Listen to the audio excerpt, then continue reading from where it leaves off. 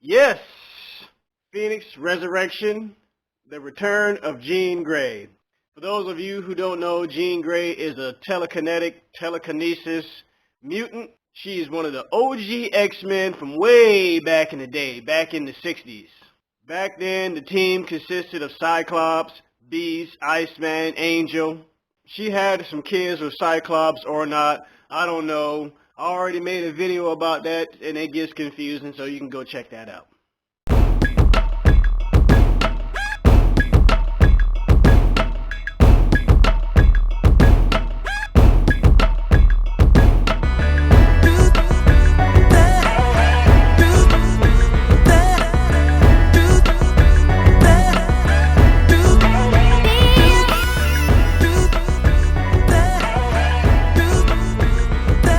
KG1 the Red Leo, back again with another video, man. Go ahead on and hit that subscribe button for your boy. And hit the notification bell so you stay notified on all my posts whenever I post them. Go ahead on and hit the like button, man. It helps your boy out. And last but not least, leave a comment because I really want to know your thoughts, and I always hit the people up in the comments. You can believe that. This is going to be on Jean Grey's resurrection and coming back from the dead for like the umpteenth time. So we're going to fast forward throughout the decades.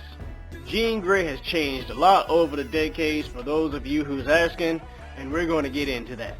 Now I'll most likely only be covering the first issue of this, so this is going to be another series. We start off here with teenage boy and a teenage girl. I don't know if they're brothers or sisters or if they're in a relationship, but anyway, they run across this girl right here who's unconscious, it seems like, and it seems like she suffered some severe trauma. Keep an eye on this, or remember this. Then the girl miraculously wakes up or whatever. Then she kind of does a Goku versus a Goku on Cooler's Revenge and resurrects some dead dove here. So moving on, it freaks these kids out, as you can see. There she goes, turning all Super Saiyan on them. We'll just skip some of that good little detail. The X-Men show up, led by none other than Kitty Pryde Snowcat. This is what they do, man. They're the X-Men. This was a strange phenomenon and wasn't mutant related, and that's what they do. As it turns out, that's not exactly what is happening. It's not really mutant related phenomenon, so back at wherever they are, the X-Men have so many places that they went through over the years, it's kind of hard to keep track of if you're not fully into it. And I'm not fully into it, but I'm into it enough to know that they're one of their mansions or hideouts or something somewhere. They had Genosha, Charles Xavier's mansion, they've been in New York, they've been in Antarctica, man, the list goes on. But yeah, so they're trying to figure out this phenomenon. They don't really know what's going on. As you can see, they're getting together, having like a little conference with a litany of X-Men right here. Who do they call? They always call Beast. And Beast doesn't know what's going on. And then, just to cut to the chase, you got my man Logan right here. Let's cut to the chase, bub. Love this guy. And what you have here, these phenomena have been taking place all over the, all over the world. I think France, New York, and Antarctica, or the North Pole. So they do what they always do around this time. They split up, divide and conquer. With our teams being ready to split up here, we have one team led by Kitty Pryde Snowcat going to the Hellfire Club. You have another team, I believe these are the all-new X-Men. The old original X-Men coming back from the past. They're in France. And you have a team with Old Man Logan, I believe, who's in charge, and they're at the North Pole. So I was right. Now, just stick with me because we're going to jump around a bit here.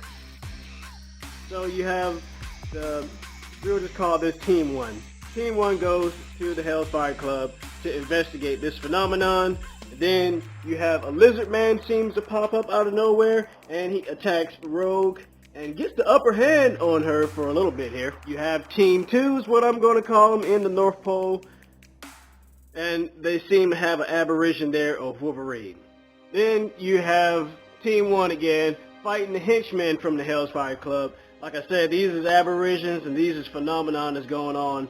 And Jean Grey, who bites one of them and discovers, this is when they discover that this is all fake. I have one of the graphic novels somewhere where it explains a little bit on Jubilee being a vampire. I didn't really like the fact of her being a vampire too much, but if you want to see that, I can give you a little bit more detail on that, so leave it in the comments. So Rogue gets the upper hand on this lizard man finally.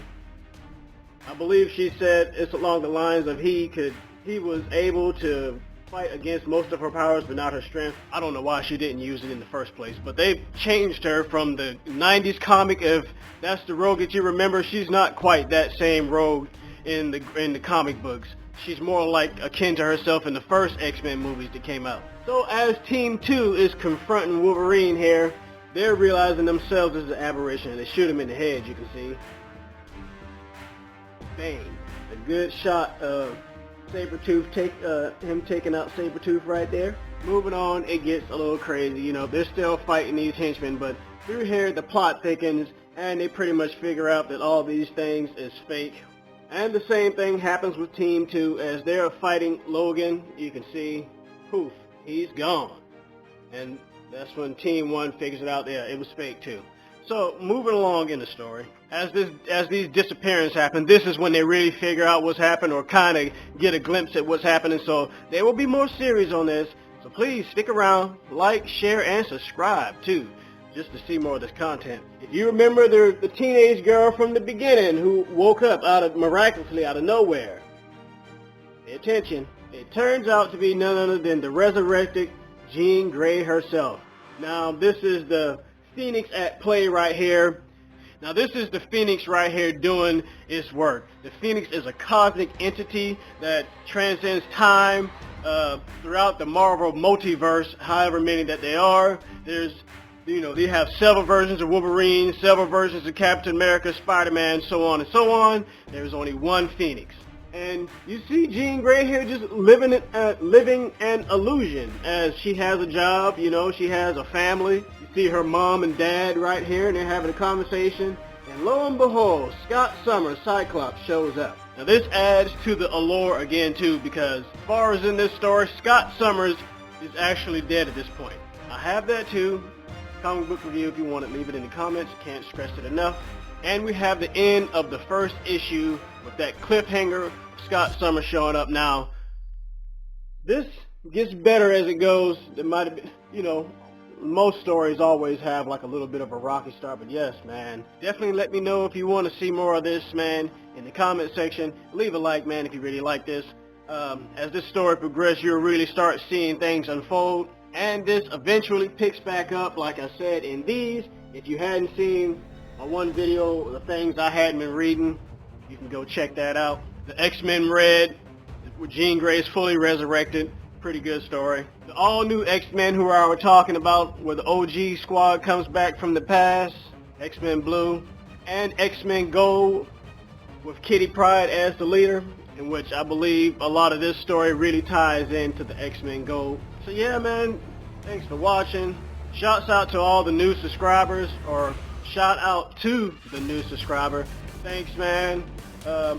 If you are who I think you are, they have a channel too where they make weapons and all the superhero weapons from the Marvel movies, and it's pretty cool, man. And like always, man, y'all be blessed, keep God in your life, and stay prayed up. Cajun Wine, the Red Leo. Oh, keep forgetting about it, man. If you made it to this part of the video, man, in the comment section right now, drop me a squad for the KRL squad, man. Y'all the best. And hit me up on them social media sites, man. Twitter and Instagram, man. Get it? You can really see what I be doing, you know, between the videos and all that.